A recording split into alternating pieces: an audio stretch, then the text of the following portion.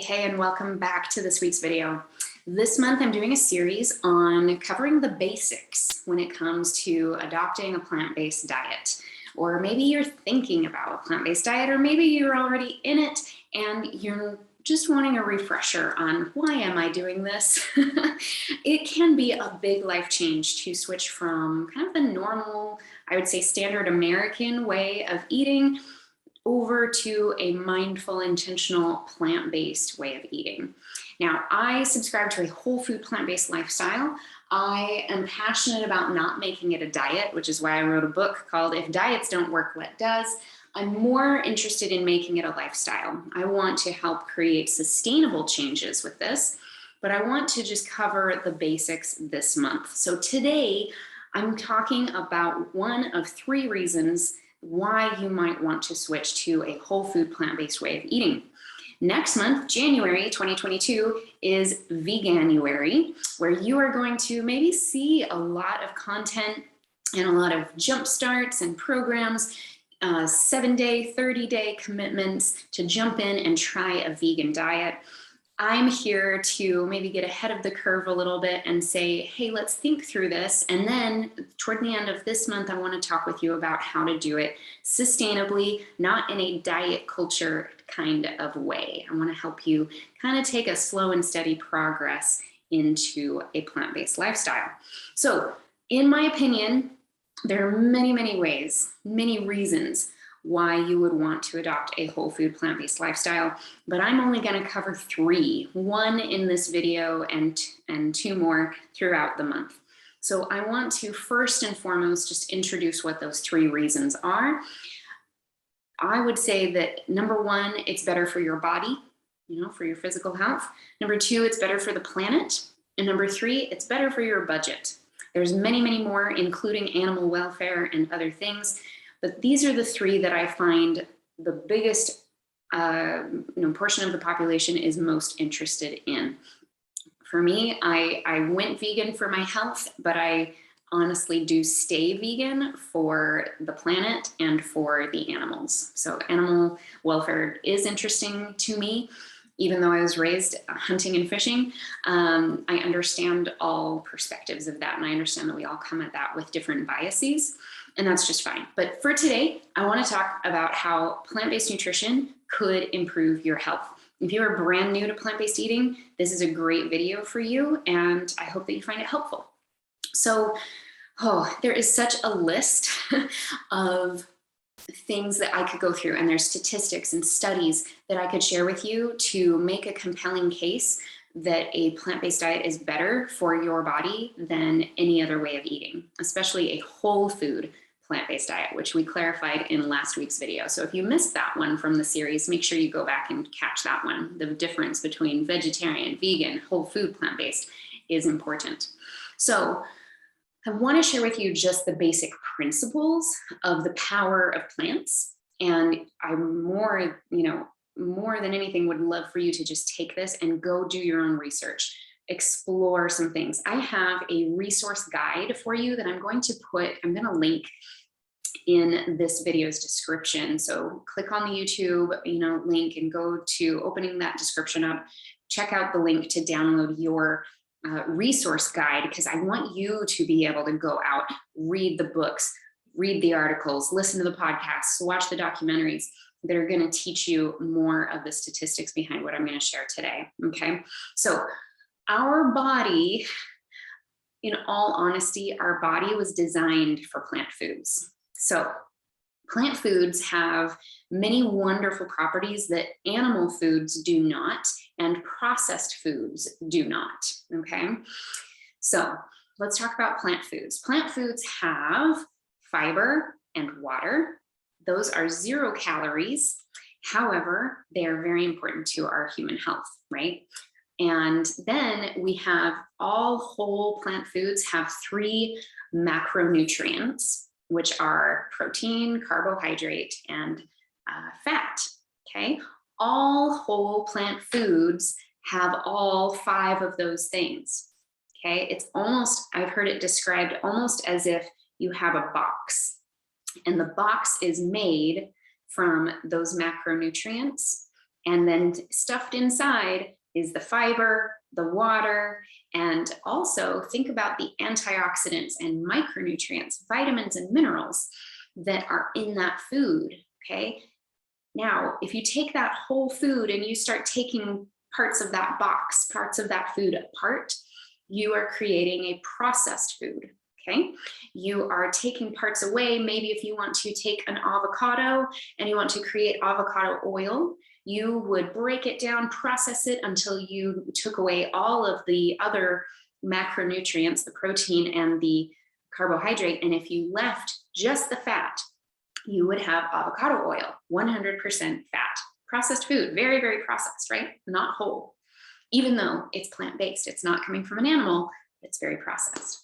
When we take a plant-based food and we turn it into a processed food by adding salt and sugar and oil, or taking away parts of it to turn it into something that nature did not make it, we are introducing an interesting problem for our body. Okay, our body is designed to break food down. We are a human food processor. We are designed to take that avocado and to take all the parts from it and then to absorb it and use it and synthesize it. Okay, so when you take a highly processed food and introduce it to a human body, it can create inflammation. It can create problems, okay? It is not what nature intended. So that's just one principle to open your mind to and to consider.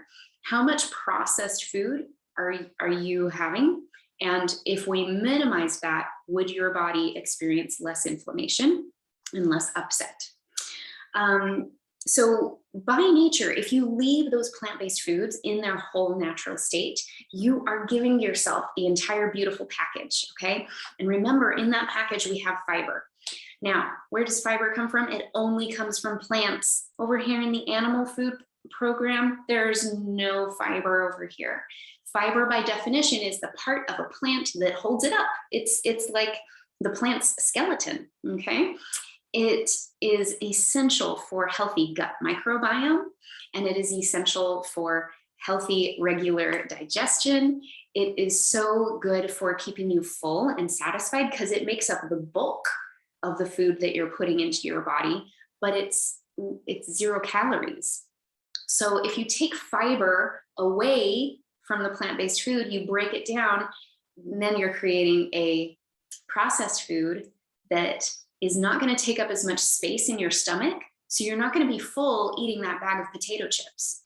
Your body's still saying, hey, I still need more because it's not hitting our stretch receptors. We're not filling up with mass of food, but boy, are we consuming a lot of calories. This is where the saying of empty calories comes from, okay? So keep that in mind as you're enjoying your potato chips next time. You might consider, really looking toward more whole foods, okay? So we need fiber, we need water, we need the micronutrients and antioxidants. Those are our disease fighters. Okay, so plant-based foods are so powerful. They're anti-inflammatory. They are so, so good for us.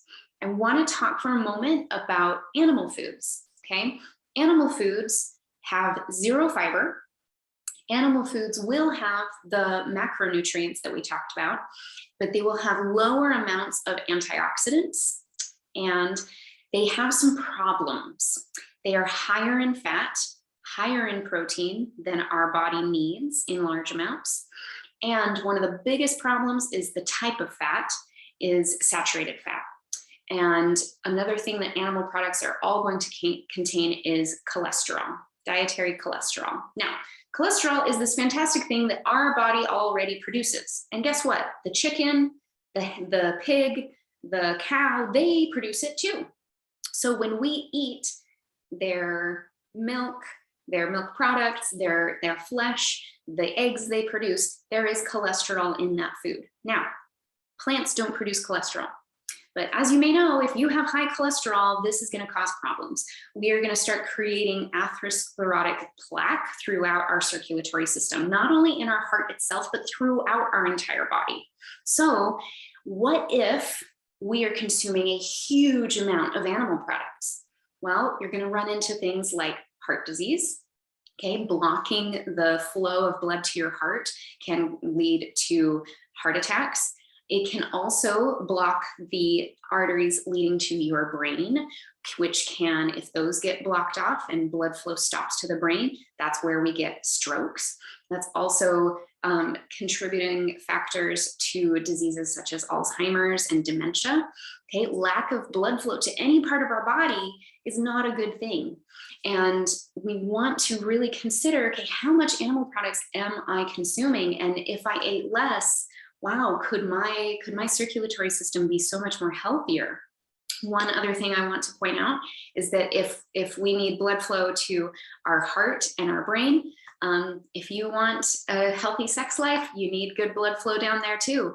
Erectile dysfunction is very strongly correlated with a meat-based diet. If we can have lower cholesterol and focus on a plant-based way of eating, there's no reason in our older years for men and women that we have to experience lower sexual performance. So take that for what it's worth, okay?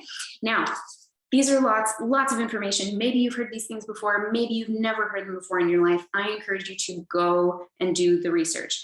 See if this is compelling information for you.